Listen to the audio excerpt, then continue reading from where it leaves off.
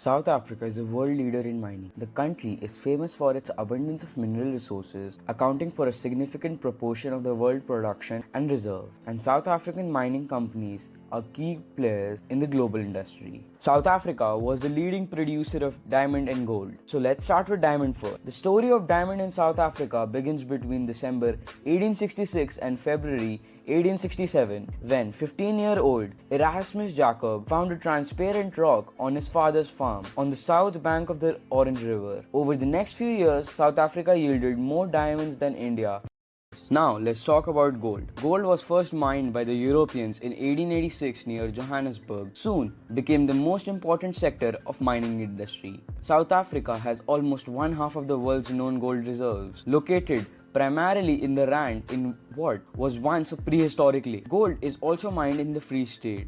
Industry analysts estimated in the early 1990s that South Africa had pronounced more than 43,000 tons of gold in the past century. The diamond industries were controlled by Cecil John Rhodes and Birne Bernato, who were the English migrants. Cecil John Rhodes also established a company, the Beer Diamond Company, in the city of Kimberley. In 1870s and 1880s, Kimberley, impasing the mining that produced 85% of the world's diamond, was home to great wealth and fierce rivalries. The European rush for gold and diamond in the late 19th century expanded the mining operations in South Africa. By the mid-20th century, South Africa was the world's largest producer and second largest producer of gold and diamond. Now let's talk about the miner. It is estimated that by 1873, some 50,000 miners were working. The small-scale miners were made up of people from Europe, India, Malaya, and China. The miners also included the migrant labor, which belonged to tribal societies such as San, Matabele, Mabaka,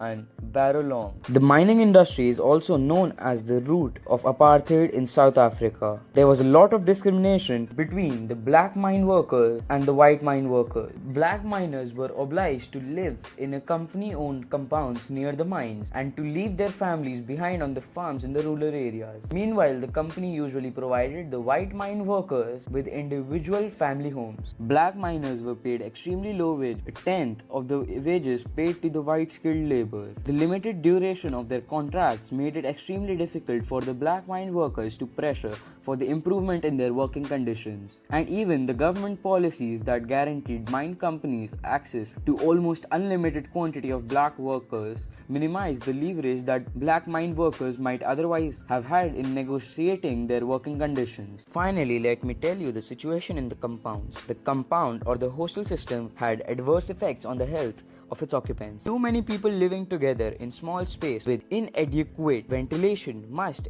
inevitably increase the spread of disease. The living in hostels and compounds contributed to the spread of tuberculosis and HIV related diseases. Stress and strain on the physiological nature is also involved.